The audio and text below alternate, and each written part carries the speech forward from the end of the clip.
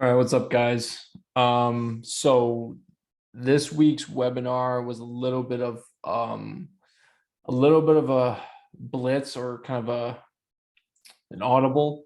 I just figured since the strength community, the strength training, powerlifting community, um, lost one of their greats in Louie Simmons, I only figured it would be, you know, I figured it would be a good idea to, you know,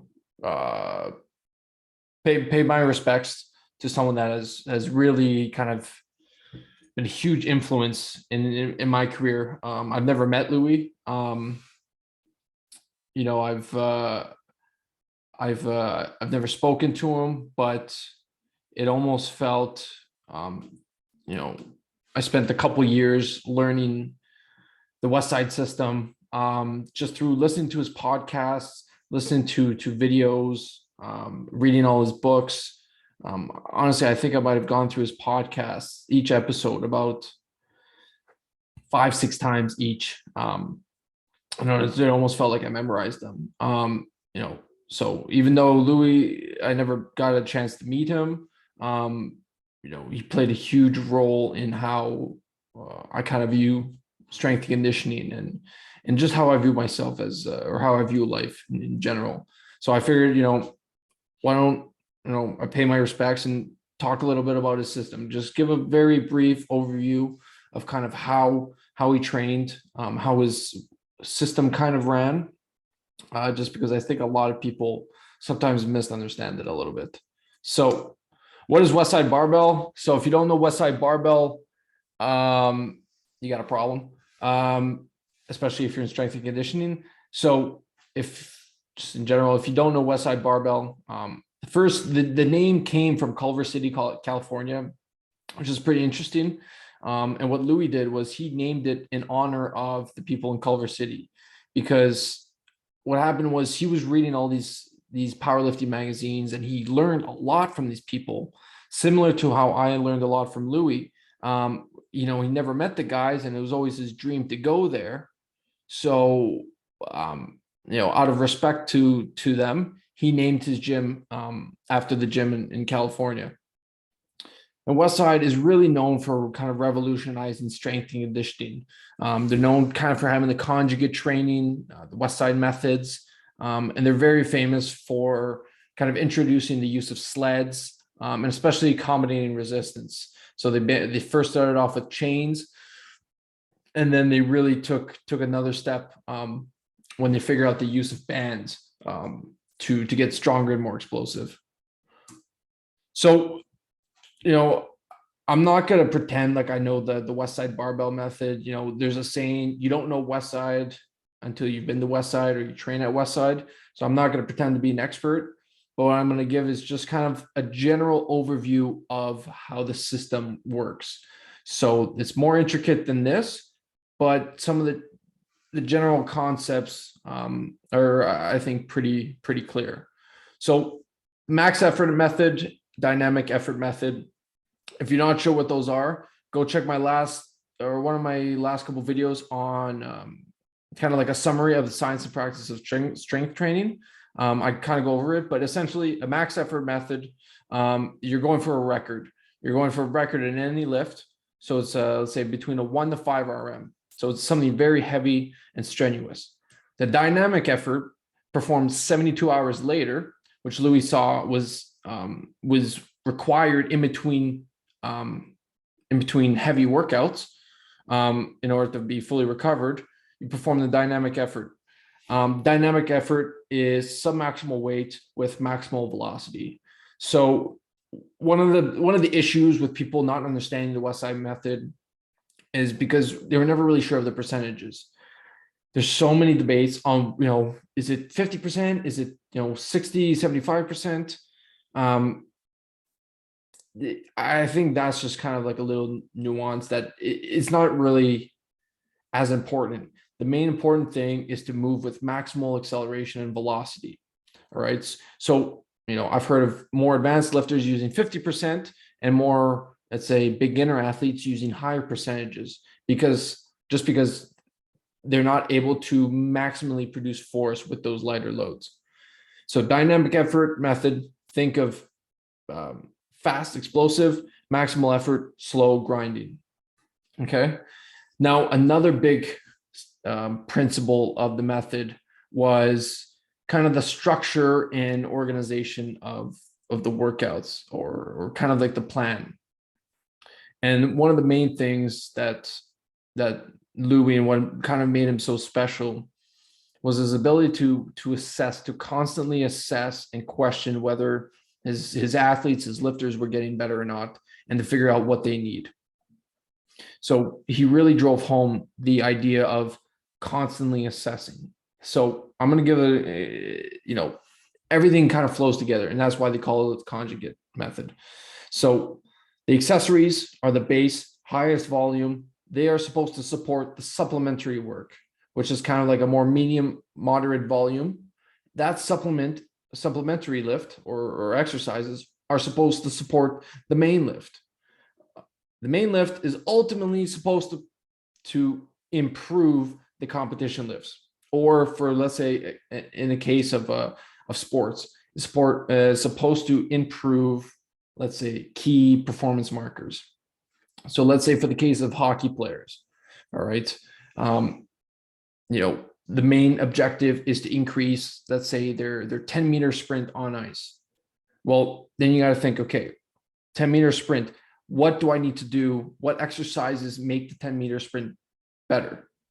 Then from that, the main lift, you say, okay, what brings up that main exercise?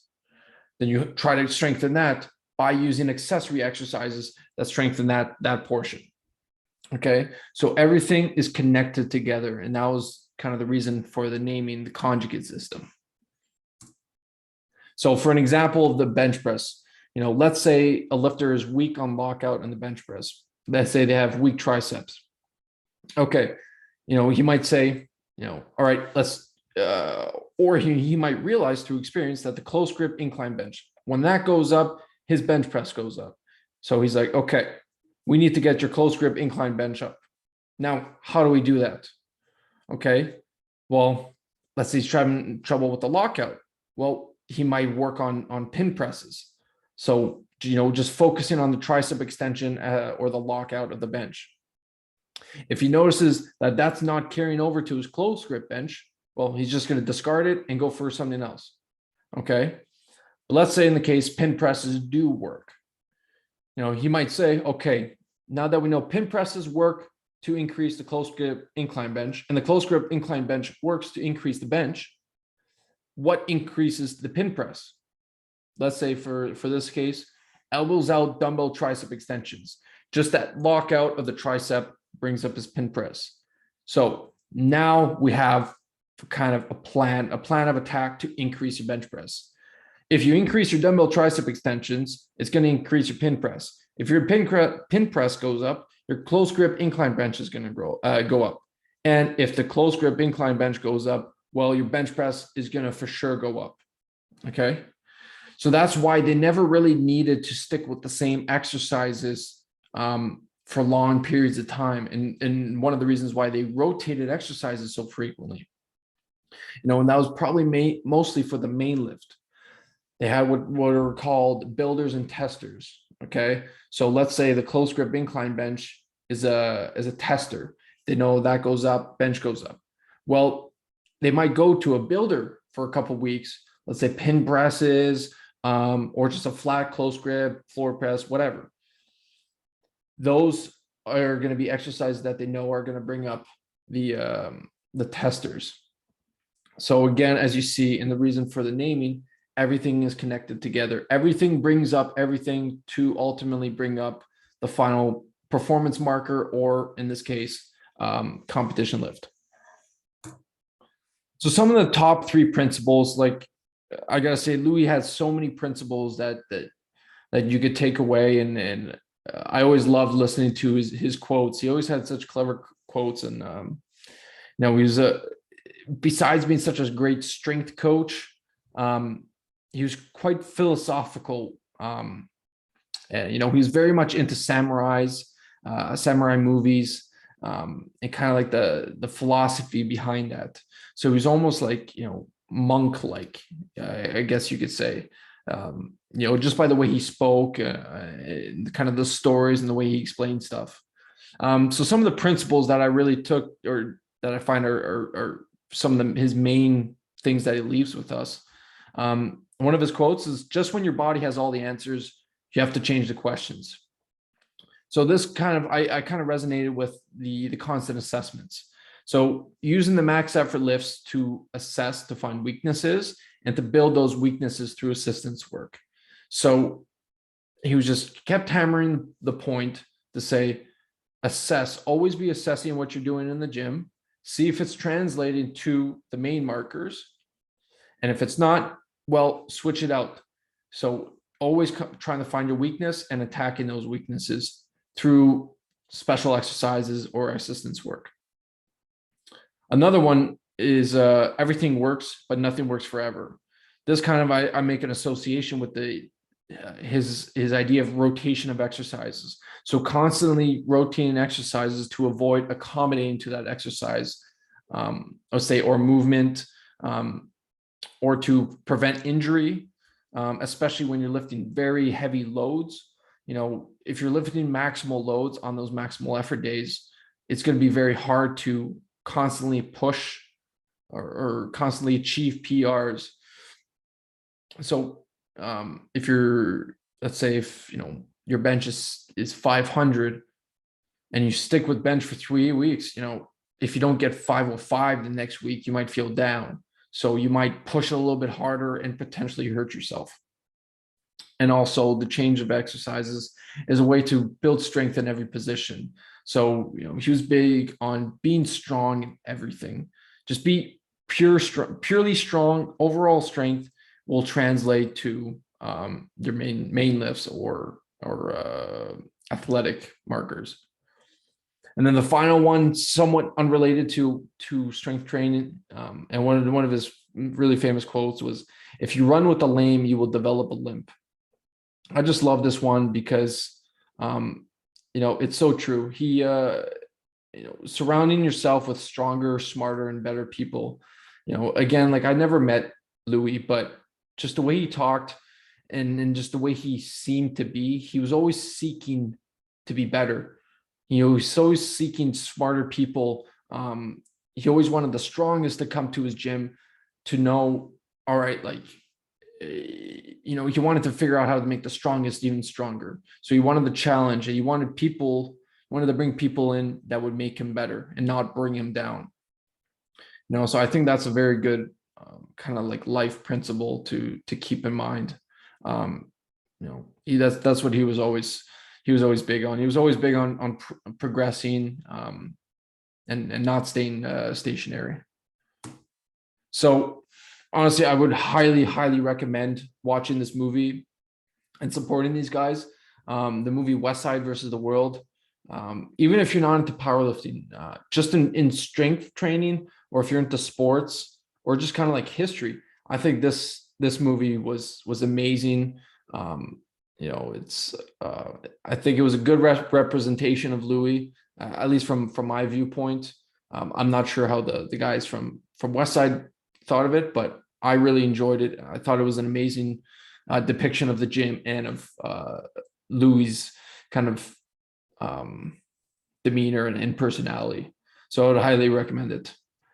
So I hope you guys enjoyed.